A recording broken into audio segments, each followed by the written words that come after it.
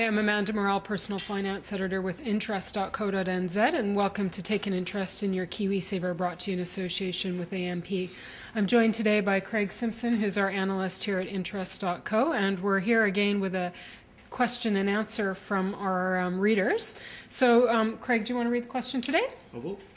Which investments have taken Fisher Aggressive Fund from a top-performing fund to rank number 15 in short time? And should this type of investment be held or shunned, in your opinion? Okay, well, first off, just a reminder that we don't give advice, only information here on Interest.co. Secondly, I think it's worth restating that KiwiSaver, for the majority of the 1.8 million members in there, is a long-term investment. So it's important not to get too hung up on short-term results, although it's understandable why people do, especially when they're so dramatic from year to year. Now, again, Fisher's funds, although it fell to rank 15th in 2011 for its peer group, when you look at it over 4 years running, it actually is still standing in the third position, making it one of the strongest performing funds for its peer group, which happens to be the aggressive category funds. Now, we're going to take it back to basics here for a lot of people who might not be up to speed with a lot of this terminology, which may be quite overwhelming. So, Craig, what is an aggressive fund? It's one that predominantly has shares or equities, as we call them. You would normally expect it to be in New Zealand, Australia, Asia. International shares, for example, would be what I would call an aggressive fund. Okay, and that's in contrast to, at the other end of the scale, a default or conservative fund, which typically has a high weighting of cash and fixed interest, That's right? correct. And the theory is that when you're in a more conservative fund, you're not going to be making as high a returns because it's a lower risk investment. And at the opposite end, that you'll traditionally make a higher return in exchange for the risk. But the past 4 years in KiwiSaver has shown us that that's not necessarily always the case. So just going back to Fisher funds, what exactly is in their portfolio basket? So they have a high concentration of shares.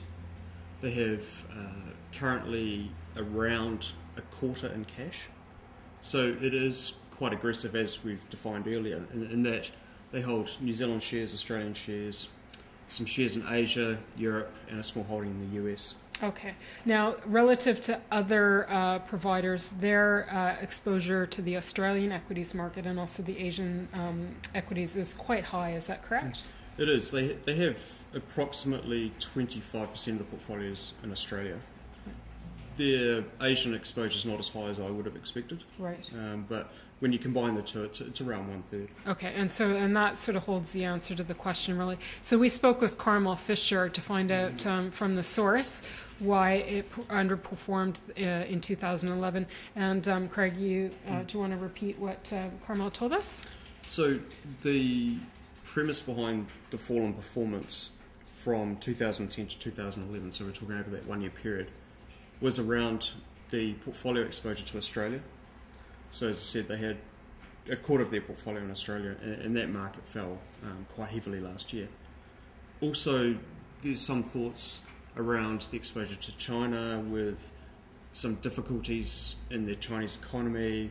We've heard about them slowing down, so that's been affecting their stock market as well. And once you affect one of the major markets in Asia, being China, it tends to ripple through the rest of Asia, so that would have impacted on their portfolio. So they're higher than above average exposure to Asia and Australia. It was really what dragged them down for 2001. And now, curious to know whether they'd be recalibrating their portfolio to buffer from future losses. What did they tell us on that front? The way that Carmel Fisher approaches her portfolio is to take a concentrated bet on certain stocks. So she's a true stock picker, as we'd call it, as opposed to other managers who would tend to use a benchmark like a world index, Morgan Stanley Capital Index, MSCI, as their benchmark, and then they'll take positions away from that or overweight in certain sectors. So Carmel's approach is very much, I believe in the stocks that I've chosen, and I'm going to hang on to them. Yeah, so they're holding the course because of a conviction and a strong belief that the Asian economy will recover, and when it does, that'll boost the KiwiSaver fund's performance right back up there. Because of the exposure and impact on Australia. Right.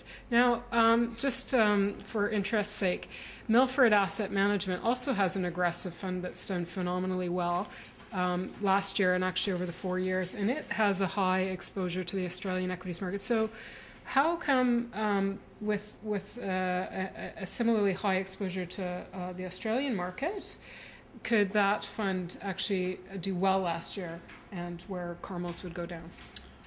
Difficult question. One that we've looked at in terms of the construction of the portfolio is a little different. More into New Zealand. They also hold cash and bonds. So part of Milford's strategy is when they can't see opportunities to invest that money, they'll hold cash. Right. And it's been around the management of the cash, or cash equivalents being the bonds, that's been superior. And I understand it's somewhere in the order of 40% cash and fixed interest relative to the Australian equities component. At any given time, it could be that high. Yes. Yeah, excellent. Well, it'll be interesting to see what happens in 2012. Will be. Craig, thanks for joining us. I'm Amanda Morrall with interest.co.nz, and this has been another issue of Take an Interest in Your KiwiSaver, brought to you in association with AMP.